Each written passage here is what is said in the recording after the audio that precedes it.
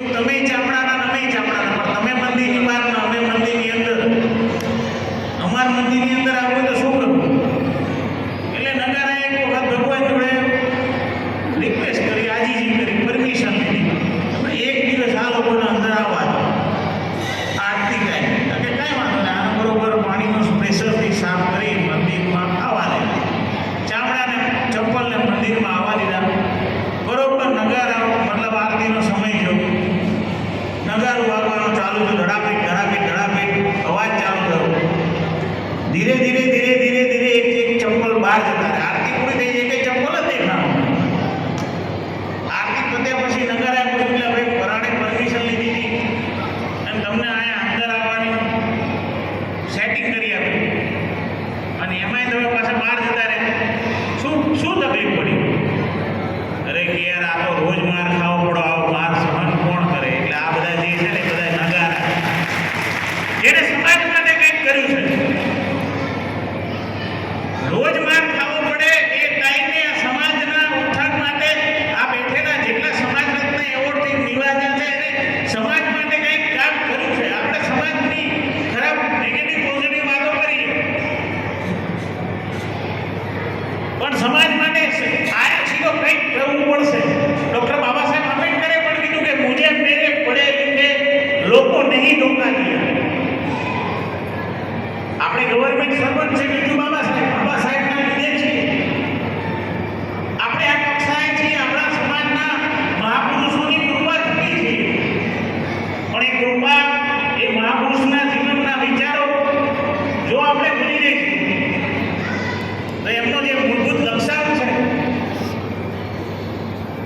રસિકભાઈ સાહેબે ખૂબ સરસ શ્લોકની વાત કરી હતી, નીતિની વાત કરી, કયું ચક્ર ક્યારે જાગૃત કરવું જોઈએ, કયા ચક્રનું શું મહત્વ છે.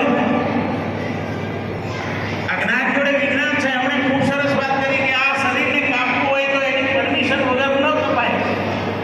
સાહેબ એ વાત આપણા મહાપુરુષોએ ભજન દ્વારા, એમના જીવનના અનુભવો દ્વારા મોતને પાછું ફેર્યું. મુરદાસ નામના મહાત્મા અમરેલીમાં થઈ ગયા અને મુરદાસ મહાત્માએ સમાધિ લઈ લીધી, અને સમાધિ લઈ લીધી એના શિષ્યની પાલખી બહાર નીકળે છે, અને એ પાલખી બહાર નીકળે ત્યાં એક દીકરી પોતાના સાસરિયામાં વરણમાં જાય છે, સોરી આણા સ્વરૂપે જતી હોય છે.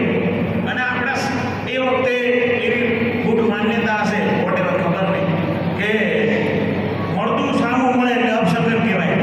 એટલે દીકરી પાછી વળે છે અને બોલે છે કે હું મારા ધણીને મળવા જતી હતી, પણ મળતું પાછું સામું મળ્યું એટલે હું પાછી જઉં છું. એ સમયે મુરદાસ મહાત્મા પોતાની સમાધિમાંથી જાગૃત થાય છે. એ બેન કેમ પાછી જાય? ઊભી રહે.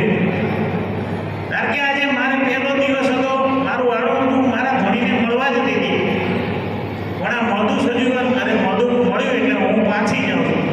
કારણ કે સાંભળ, તું તારા ધણીને મળવા જતી હતી ને હું મારા ધણી એટલે પરમાત્માને મળવા જતી, પણ તું તારા ધણીને આજ મળવા જા, હું મારા ધણીને કાલ મળવા જઈશ.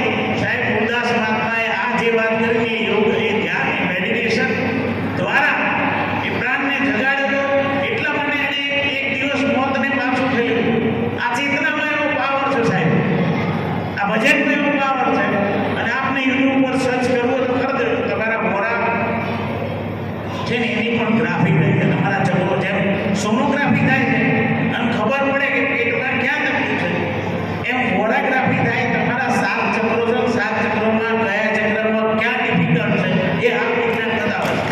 પણ આપણે એની પર જાગૃત રહેવું હોય તો હું વાર્ષિક એકવાર એક ગ્રાફી કરાવું છું, અને એ ગ્રાફીની કોસ્ટ 6 થી 7,000 રૂપિયા છે. એમાં આપણામાં કયું ચક્ર ક્યારે ડિસ્ટર્બ છે, પણ એ મારો વિષય છે.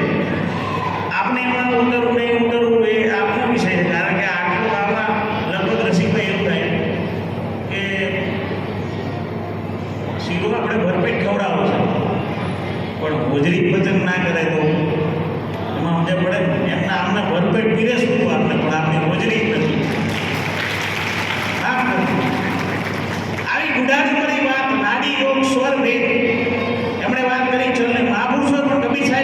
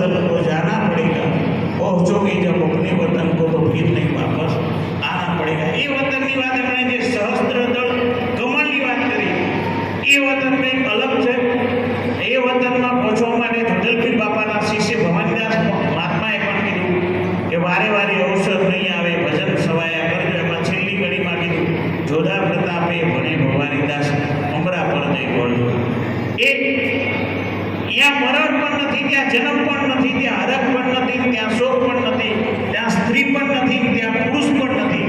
પણ એ ભૂમિકા ઉપર જવા માટે આપણે આપણી ચેતનાઓ ઉર્જાઓને જાગૃત કરવી પડે, બેલેન્સ કરવું પડે. અને બેલેન્સ વગરના આપણે ચેક